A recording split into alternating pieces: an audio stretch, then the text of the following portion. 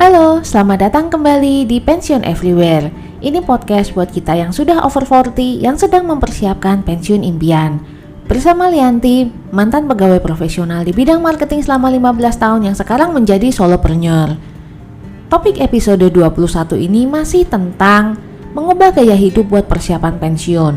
Kali ini, yuk kita ngomongin tentang decluttering. Beberes dan menata rumah itu kan bukan sesuatu yang baru. Ini kan kegiatan yang biasa kita lakukan sehari-hari dan secara berkala. Terus apa bedanya sih decluttering dengan beberes seperti biasanya? Dan apa kaitannya decluttering dengan persiapan pensiun? Yuk kita bahas. Decluttering pada dasarnya adalah beberes atau merapikan barang. Tapi ternyata decluttering bukan sekedar beberes, karena ada sejumlah metode untuk melakukan decluttering. Mulai dari yang paling terkenal nih, The Famous KonMari Method oleh Marie Kondo yang sampai ada serialnya di Netflix. Ada juga metode 12-12-12 oleh Joshua Becker. Nah, Joshua Becker ini blogger top yang selalu ngomongin tentang minimalis lifestyle.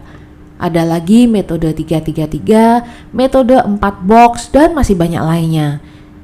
Tinggal dipilih aja metode mana yang sesuai selera. Decluttering method yang paling possible dan yang paling gampang yang bisa kita jalankan.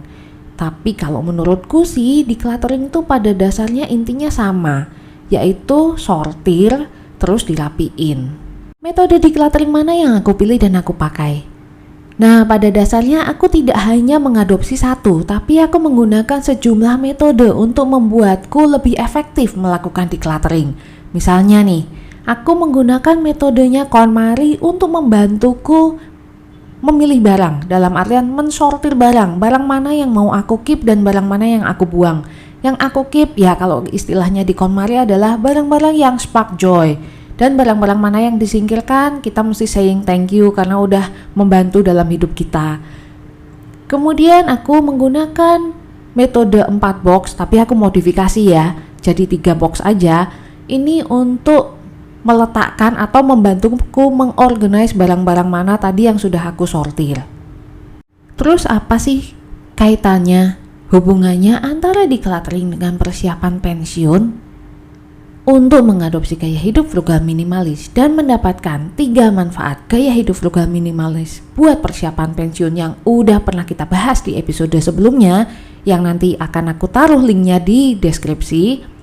Langkah awal yang mesti kita lakukan adalah decluttering.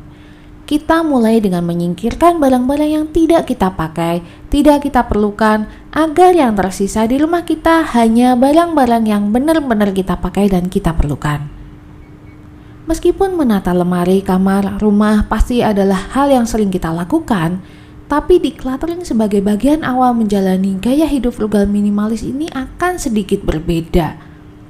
Karena ini bukan sekedar rutinitas beres-beres seperti biasanya, tapi ini adalah rutinitas mengusahakan agar hidup kita lebih simpel, agar kita bisa fokus pada apa yang penting dalam hidup kita, sekaligus melepaskan kemelekatan alias attachment kita terhadap barang-barang. Decluttering kita kali ini skalanya lebih luas, dalam artian bukan hanya satu sudut rumah atau satu sudut lemari, tapi keseluruhan secara fisik rumah sekaligus juga digital item kita. Biar decluttering enggak jadi beban, karena siapa sih sebetulnya yang suka dan happy menjalani beres-beres secara berkala? Karena kan decluttering itu sebetulnya lelah ya.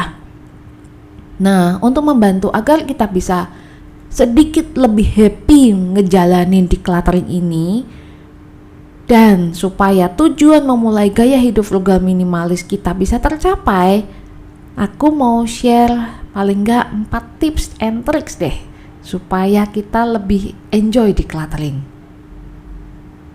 Decluttering hacks yang pertama adalah menetapkan tujuan kenapa kita melakukan decluttering. Aku adalah orang yang selalu percaya kalau kita nggak punya tujuan, kita nggak bakal termotivasi melakukan apapun, dan itu termasuk decluttering. Oke, secara garis besar tujuan decluttering itu karena kita mau memulai gaya hidup frugal minimalis. Tapi kok kayaknya terlalu abstrak ya. Yuk kita coba breakdown tujuan ini supaya jadi lebih spesifik. Misalnya, tujuan declutteringku di awal-awal adalah karena aku mau pindahan unit apartemen. Ini akan sama kalau misalnya kamu punya impian pensiun tinggal di kota lain atau malah mungkin di negara lain. Berarti ini termasuk pindahan juga kan? Kalau mau pindahan tempat tinggal, kapanpun itu, dimanapun itu, ya kalau bisa jangan punya kebanyakan barang. Karena ntar susah, repot, dan berat pada saat pindahan. Atau mungkin tujuan declutteringmu adalah, capek nih tiap kali beresin rumah mulu. Karena punya banyak barang, berarti lebih banyak waktu yang mesti kita alokasikan untuk bersih-bersih dan lebih banyak barang yang mesti kita bersihin. Apalagi buat aku yang memilih hidup tanpa ART, asisten rumah tangga, atau tanpa pembantu, yang artinya kerjaan beres-beres rumah mesti dilakukan berdua dengan suami doang. Ya kalau bisa tuh bersih-bersihnya lebih dikit, biar lebih cepat selesai, biar weekend nggak cuman end up bersih-bersih rumah. Atau kamu ada tujuan lain, pengen mendonasikan barang-barang koleksi ke yayasan tertentu. Misalnya kamu pengen mendonasikan koleksi buku, koleksi mainan, koleksi piring misalnya.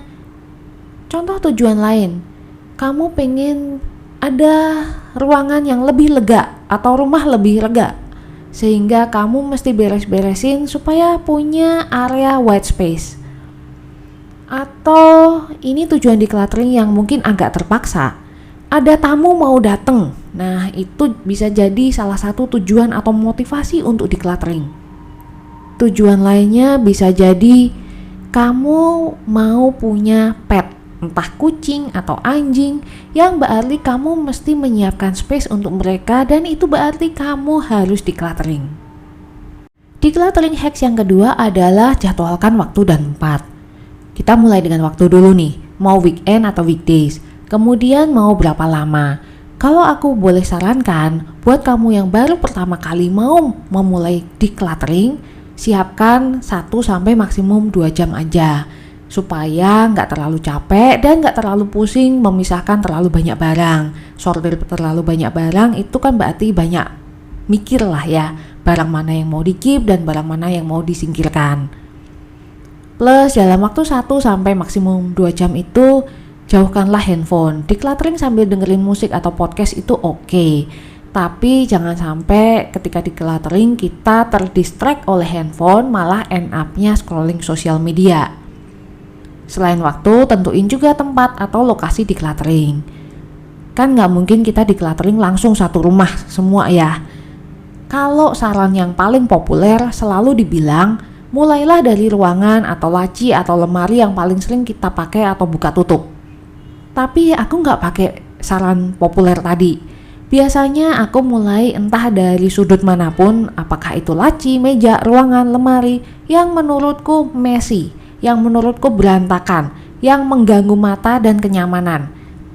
Tapi pilihlah lokasi dan waktu yang sesuai dengan availability-mu. Dan jangan lupa kalau ini pertama kali buat kamu, mungkin kamu perlu untuk menschedulkan di Google Calendar.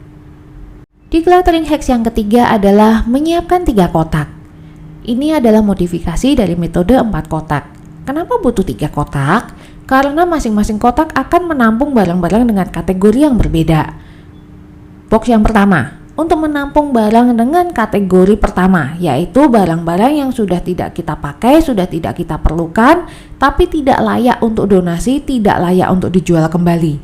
Contohnya adalah barang-barang yang sudah rusak, barang elektronik yang kehilangan komponen tertentu, charger jadul entah dari produk elektronik yang mana, berkas dokumen yang udah nggak lagi kita pakai, baju dengan noda yang nggak bisa hilang.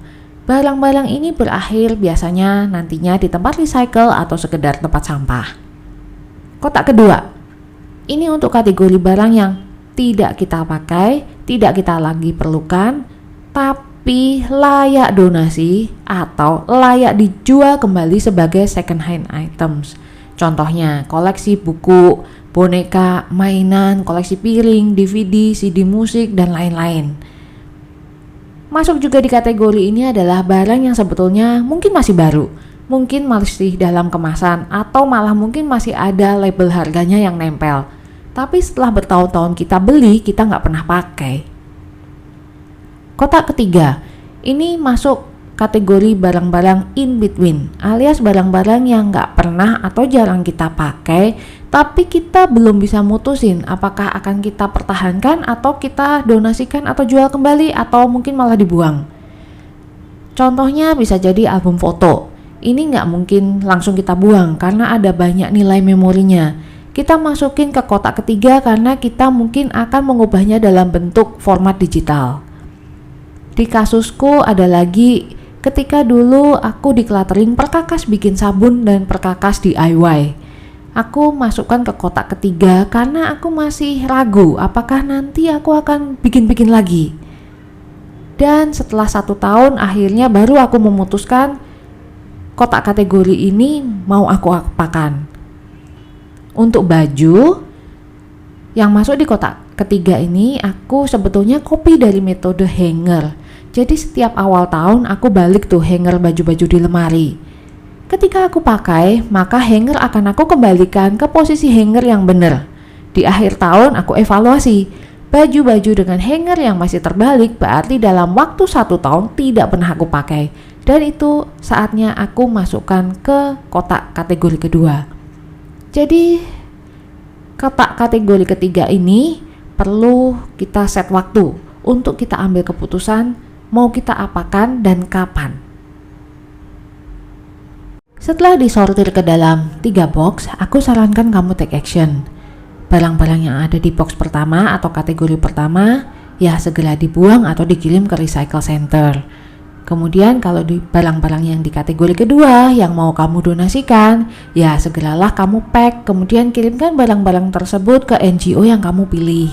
Kalau dulu, aku mengirimkan koleksi buku, mainan, boneka, DVD, CD musik ke Yayasan Senyum Bali. Ini yayasan yang memberikan bantuan operasi secara gratis kepada anak-anak yang menderita craniofacial atau kelainan pada tulang wajah. Mereka ini punya 2 toko second hand item di Bali, yaitu di Ubud dan di Sanur. Kalau kamu tertarik juga untuk mendonasikan barang-barangmu ke Yayasan Senyum Bali, aku cantumkan link yayasannya di deskripsi. Kalau kamu mau jual barang-barang di kategori 2, aku sarankan segera ambil foto dan upload di sosial media atau marketplace yang kamu pilih sebagai platform jualan second hand itemmu. Aku dulu pakai platform Toko Ijo dan WhatsApp untuk jualan barang-barang second. Tapi kalau suamiku, dia lebih suka pakai platform Facebook Community dan Facebook Marketplace. Jadi, demikianlah langkah pertama menjalankan gaya hidup frugal minimalis, yaitu decluttering, supaya kita punya pensiun yang lebih bermakna. Terima kasih ya, kamu udah dengerin episode yang kali ini. Jangan lupa follow agar tidak ketinggalan episode-episode ke depan. Kalau podcast ini bermanfaat, kasih kami review bintang 5 agar kami lebih bersemangat bikin konten persiapan pensiun selanjutnya dan agar lebih banyak orang yang terbantu dalam mempersiapkan pensiunnya lewat podcast Pensiun Everywhere. Thank you for listening dan see you di episode berikutnya.